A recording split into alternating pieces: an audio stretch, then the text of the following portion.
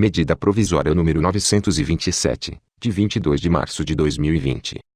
Dispõe sobre as medidas trabalhistas para enfrentamento do estado de calamidade pública reconhecido pelo Decreto Legislativo número 6, de 20 de março de 2020, e da emergência de saúde pública de importância internacional decorrente do coronavírus, Covid-19, e da outras providências.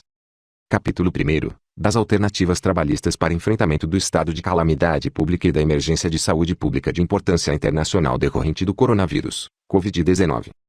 Artigo 1º. Esta medida provisória dispõe sobre as medidas trabalhistas que poderão ser adotadas pelos empregadores para a preservação do emprego e da renda e para enfrentamento do estado de calamidade pública reconhecido pelo Decreto Legislativo número 6, de 20 de março de 2020, e da emergência de saúde pública de importância internacional decorrente do coronavírus, Covid-19, decretada pelo Ministro de Estado da Saúde, em 3 de fevereiro de 2020, nos termos do disposto na Lei nº 13.979, de 6 de fevereiro de 2020. Parágrafo único. O disposto nesta medida provisória se aplica durante o estado de calamidade pública reconhecido pelo Decreto Legislativo número 6, de 2020, e, para fins trabalhistas, constitui hipótese de força maior, nos termos do disposto no artigo 501 da Consolidação das Leis do Trabalho, aprovada pelo Decreto-Lei nº 5.452, de 1º de maio de 1943. Artigo 2º. Durante o estado de calamidade pública a que se refere o artigo 1º, o empregado e o empregador poderão celebrar acordo individual escrito, a fim de garantir a permanência do vínculo empregatício, que terá preponderância sobre os demais instrumentos normativos, legais e negociais, respeitados os limites estabelecidos na Constituição. Artigo 3º. Para enfrentamento dos efeitos econômicos decorrentes do estado de calamidade pública e para a preservação do emprego e da renda, poderão ser adotadas pelos empregadores, dentre outras, as seguintes medidas. Primeiro, o teletrabalho. Segundo, a antecipação de férias individuais. Terceiro, a concessão de férias coletivas. Quarto, o aproveitamento e antecipação de feriados. Quinto, o banco de horas. Sexto, a suspensão de exigências administrativas em segurança e saúde no trabalho. Sétimo, o direcionamento do trabalhador para a qualificação, e oitavo, o diferimento do recolhimento do Fundo de Garantia do Tempo de Serviço, FGTS. Capítulo 2º, do teletrabalho. Artigo 4º. Durante o estado de calamidade pública a que se refere o artigo 1º, o empregador poderá, a seu critério, alterar o regime de trabalho presencial para o teletrabalho, o trabalho remoto ou outro tipo de trabalho à distância e determinar o retorno ao regime de trabalho presencial, independentemente da existência de acordos individuais ou coletivos, dispensado o registro prévio da alteração no contrato individual de trabalho.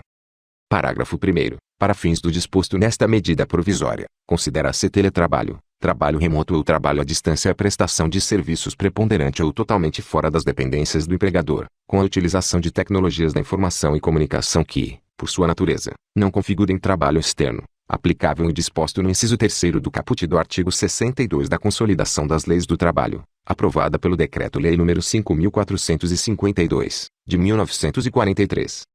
Parágrafo 2º. A alteração de que trata o caput será notificada ao empregado com antecedência de, no mínimo, 48 horas, por escrito ou por meio eletrônico.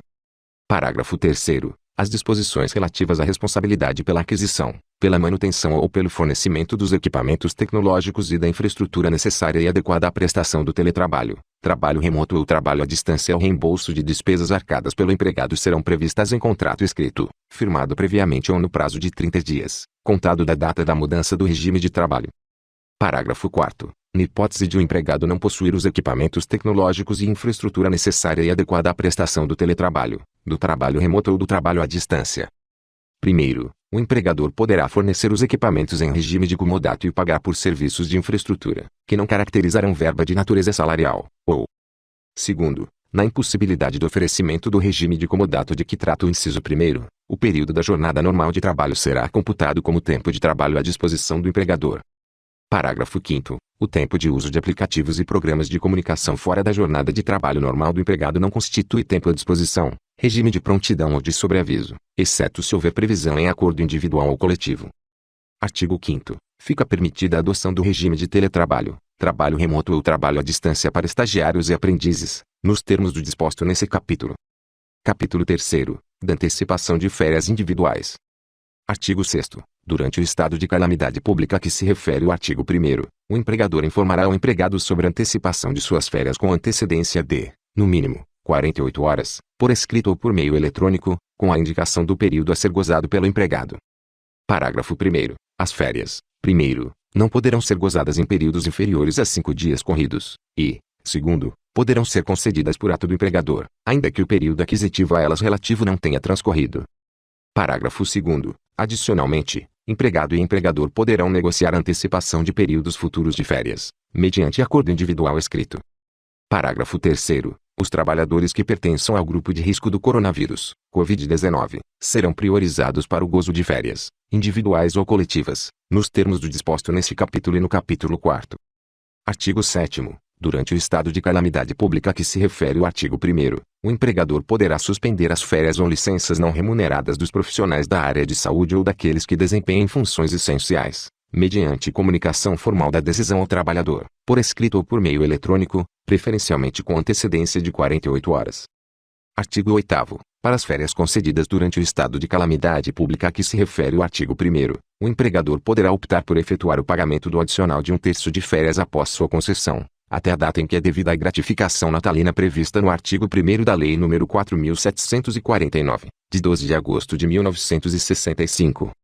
Parágrafo único. O eventual requerimento por parte do empregado de conversão de 1/3 de férias em abono pecuniário estará sujeito à concordância do empregador, aplicável o prazo a que se refere o caput.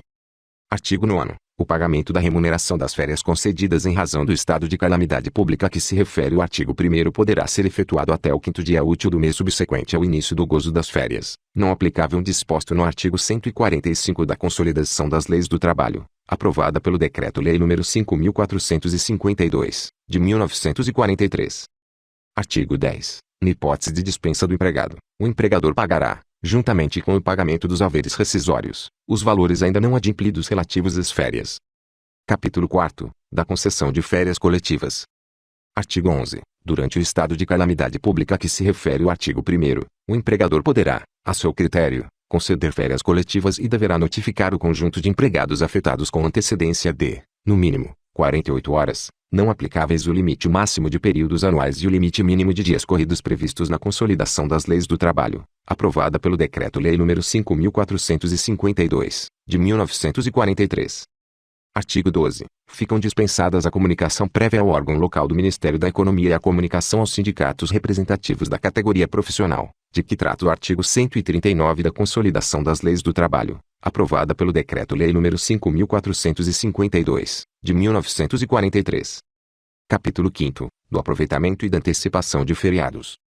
Artigo 13. Durante o estado de calamidade pública, os empregadores poderão antecipar o gozo de feriados não religiosos federais, estaduais, distritais e municipais e deverão notificar, por escrito ou por meio eletrônico, o conjunto de empregados beneficiados com antecedência de, no mínimo, 48 horas, mediante indicação expressa dos feriados aproveitados. Parágrafo 1º. Os feriados a que se refere o caput poderão ser utilizados para compensação do saldo em banco de horas. Parágrafo 2º. O aproveitamento de feriados religiosos dependerá de concordância do empregado, mediante manifestação em acordo individual escrito. Capítulo 6º. Do banco de horas.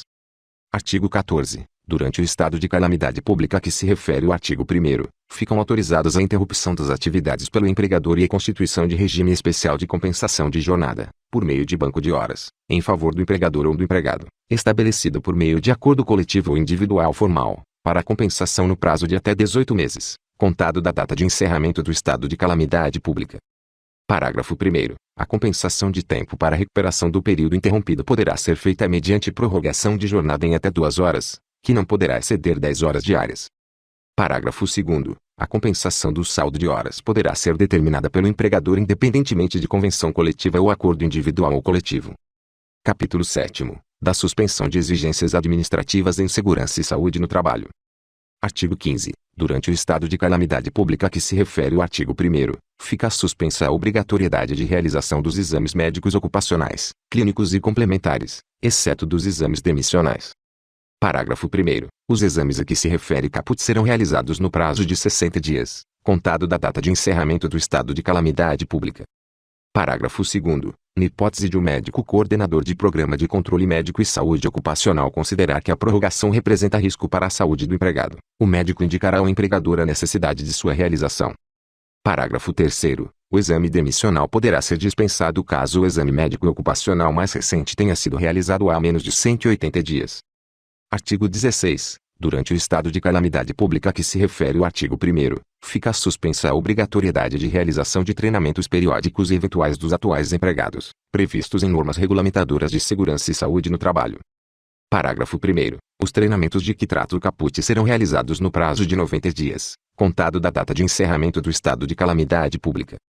Parágrafo 2º. Durante o estado de calamidade pública a que se refere o artigo 1º, os treinamentos de que trata o caput poderão ser realizados na modalidade de ensino à distância e caberá ao empregador observar os conteúdos práticos, de modo a garantir que as atividades sejam executadas com segurança. Artigo 17. As comissões internas de prevenção de acidentes poderão ser mantidas até o encerramento do estado de calamidade pública e os processos eleitorais em curso poderão ser suspensos. Capítulo 8º. Do direcionamento do trabalhador para a qualificação. Artigo 18. Durante o estado de calamidade pública a que se refere o artigo 1º, o contrato de trabalho poderá ser suspenso, pelo prazo de até 4 meses, para participação do empregado em curso ou programa de qualificação profissional não presencial oferecido pelo empregador, diretamente ou por meio de entidades responsáveis pela qualificação, com duração equivalente à suspensão contratual. Parágrafo 1º. A suspensão de que trata o caput, 1º, não dependerá de acordo ou convenção coletiva, 2º, poderá ser acordada individualmente com o empregado ou grupo de empregados, e, 3º, será registrada em carteira de trabalho física ou eletrônica. Parágrafo 2º. O empregador poderá conceder ao empregado ajuda compensatória mensal, sem natureza salarial, durante o período de suspensão contratual dos termos do disposto no caput, com o valor definido livremente entre empregado e empregador, via negociação individual. Parágrafo 3º. Durante o período de suspensão contratual para participação em curso ou programa de qualificação profissional, o empregado fará jus aos benefícios voluntariamente concedidos pelo empregador, que não integrarão o contrato de trabalho. Parágrafo 4º. Nas hipóteses de, durante a suspensão do contrato, o curso ou programa de qualificação profissional não ser ministrado ou o empregado permanecer trabalhando para o empregador, a suspensão ficará descaracterizada e sujeitará ao empregador: 1º, ao pagamento imediato dos salários e dos encargos sociais referentes ao período. 2º, as penalidades cabíveis previstas na legislação em vigor, 3º, as sanções previstas em acordo ou convenção coletiva.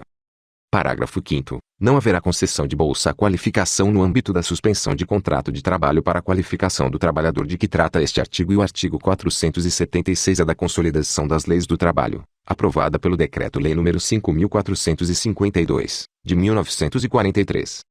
Capítulo 9. Do diferimento do recolhimento do Fundo de Garantia do Tempo de Serviço. Artigo 19. Fica suspensa a exigibilidade do recolhimento do FGTS pelos empregadores, referente às competências de março, abril e maio de 2020, com vencimento em abril, maio e junho de 2020, respectivamente. Parágrafo único. Os empregadores poderão fazer uso da prerrogativa prevista no caput independentemente, 1º, do número de empregados, 2º, do regime de tributação, 3º, da natureza jurídica, 4º, do ramo de atividade econômica, e, 5º, da adesão prévia. Artigo 20. O recolhimento das competências de março, abril e maio de 2020 poderá ser realizado de forma parcelada, sem a incidência da atualização, da multa e dos encargos previstos no artigo 22 da Lei nº 8.036, de 11 de maio de 1990.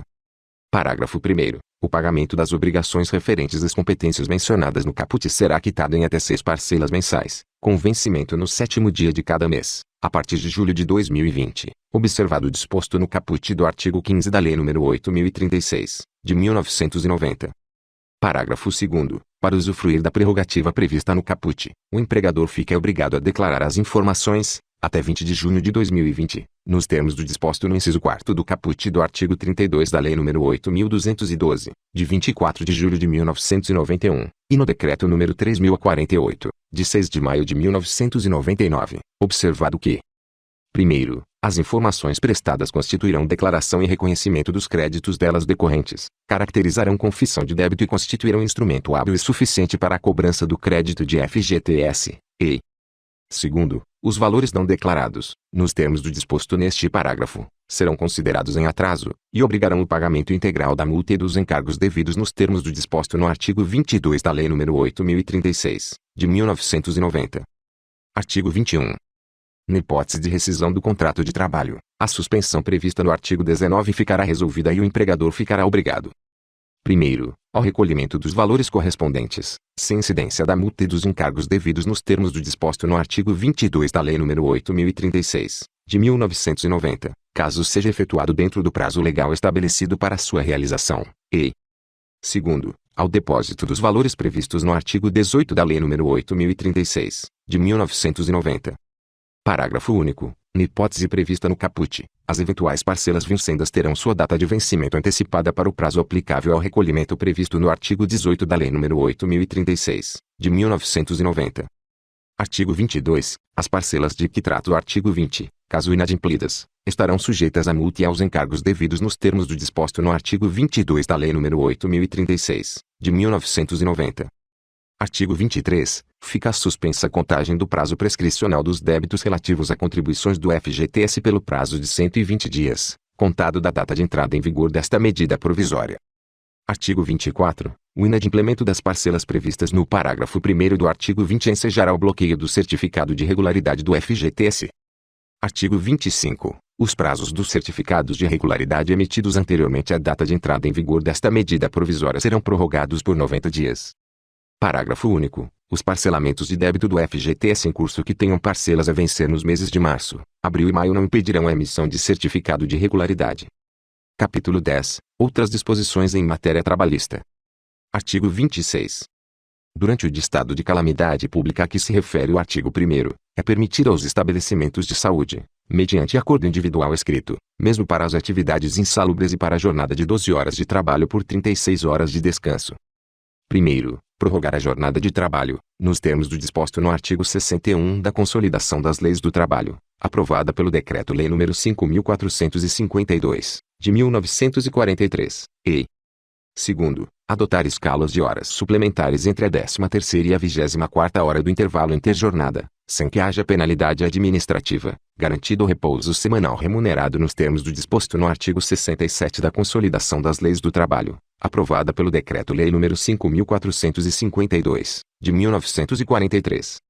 Artigo 27. As horas suplementares computadas em decorrência da adoção das medidas previstas nos incisos 1º e 2º do caput do artigo 26 poderão ser compensadas, no prazo de 18 meses, contado da data de encerramento do estado de calamidade pública, por meio de banco de horas ou remuneradas como hora extra.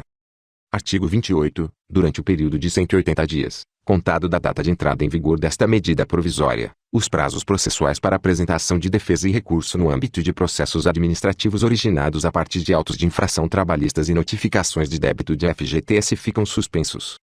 Artigo 29. Os casos de contaminação pelo coronavírus, Covid-19, não serão considerados ocupacionais, exceto mediante comprovação do nexo causal. Artigo 30. Os acordos e as convenções coletivos vencidos ou vincendos, no prazo de 180 dias, contado da data de entrada em vigor desta medida provisória, poderão ser prorrogados, a critério do empregador, pelo prazo de 90 dias, após o termo final deste prazo. Artigo 31. Durante o período de 180 dias, contado da data de entrada em vigor desta medida provisória, os auditores fiscais do trabalho do Ministério da Economia atuarão de maneira orientadora, exceto quanto às seguintes irregularidades. Primeiro, falta de registro de empregado, a partir de denúncias. Segundo, situações de grave e iminente risco, somente para as irregularidades imediatamente relacionadas à configuração da situação. Terceiro, ocorrência de acidente de trabalho fatal apurado por meio de procedimento fiscal de análise de acidente, somente para as irregularidades imediatamente relacionadas às causas do acidente. E quarto, trabalho em condições análogas às de escravo ou trabalho infantil. Artigo 32. O disposto nesta medida provisória aplica-se, primeiro, às relações de trabalho regidas, a. pela Lei nº 6.019, de 3 de janeiro de 1974, e, b. pela Lei nº 5.889, de 8 de junho de 1973, e, segundo, no que couber, as relações regidas pela Lei Complementar nº 150, de 1º de junho de 2015, tais como jornada, banco de horas e férias. Artigo 33. Não se aplicam aos trabalhadores em regime de teletrabalho, nos termos do disposto nesta medida provisória, as regulamentações sobre trabalho em teleatendimento e telemarketing, dispostas na seção 2ª do capítulo 1º do título 3º da Consolidação das Leis do Trabalho, aprovada pelo Decreto-Lei nº 5.452. Capítulo 11. Da antecipação do pagamento do abono anual em 2020. Artigo 34. No ano de 2020, o pagamento do abono anual de que trata o artigo 40 da Lei nº 8.213, de 24 de julho de 1991, ao beneficiário da Previdência Social que, durante este ano, tenha recebido auxílio-doença, auxílio-acidente ou aposentadoria, pensão por morte ou auxílio-reclusão será efetuado em duas parcelas, excepcionalmente, da seguinte forma. Primeiro, a primeira parcela corresponderá a 50% do valor do benefício devido no mês de abril e será paga juntamente com os benefícios dessa competência, e segundo, a segunda parcela corresponderá à diferença entre o valor total do abono anual e o valor da parcela antecipada e será paga juntamente com os benefícios da competência maio.